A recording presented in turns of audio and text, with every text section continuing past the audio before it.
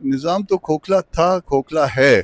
یہ غیر جمہوری طریقے ہیں اور غیر جمہوری طریقوں کو جے یو آئی رد کرتی ہے. 28ویں ترمیم کی بازگشت چل رہی ہے اور ووٹرز کی 18 سال سے 25 سال تک عمر کی تجاویز سامنے آ رہی ہیں، اور دوسری جانب حکومت کی غیر معینہ مدت تک بھی بڑھانے کی تجاویز سامنے آ رہی ہیں. میرے ساتھ سینیٹر کامران مرتضیٰ صاحب موجود ہیں. سر بہت شکریہ وقت دینے کا.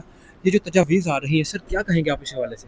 اونٹ سے کسی نے پوچھا تھا کہ چڑھائی اچھی ہے یا اترائی، اس نے کہا تھا کہ دونوں پہ لعنت ہے. تو یہ دونوں تجاویز جو ہے اچھی نہیں ہے، نہ اس بات پہ کہ آپ ووٹر کی عمر کم کریں اور نہ اس بات پہ کہ آپ حکومت کی مدت زیادہ کریں. یہ غیر جمہوری طریقے ہیں اور غیر جمہوری طریقوں کو جے یو آئی رد کرتی ہے. عمر تو پھر جو اس کے لیے لاجک دے رہے ہیں، تو پھر اس میں جو صدر کے لیے لاجک ہے، صدر کی عمر تو 45 سال ہوتی ہے، اس کا ووٹر 25 سال کا ہے، پھر اس کا کیا کریں گے؟ سینیٹر کی عمر 30 سال ہوتی ہے کم از کم، اور اس کا ووٹر 25 سال کا کم از کم، تو پھر اس کے لیے کیا کریں گے؟ تو ایسی باتیں نہ کریں. اس میں ہم کو جو ہے وہ یوتھ سے کام لینا ہے، اور یوتھ جو ہے پاکستان میں 65% جو ہے نا آبادی ینگسٹرز پہ ہے، اور وہ یہ اس کو ہم نے اپرچونٹی بنانا ہے، نہ کہ ان سے تنگ ہونا ہے.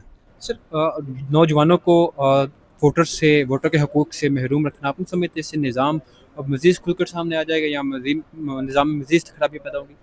نظام تو کھوکھلا تھا، کھوکھلا ہے، اور مزید جو نا ہر آنے والے دن میں ایکسپوز ہو رہا ہے.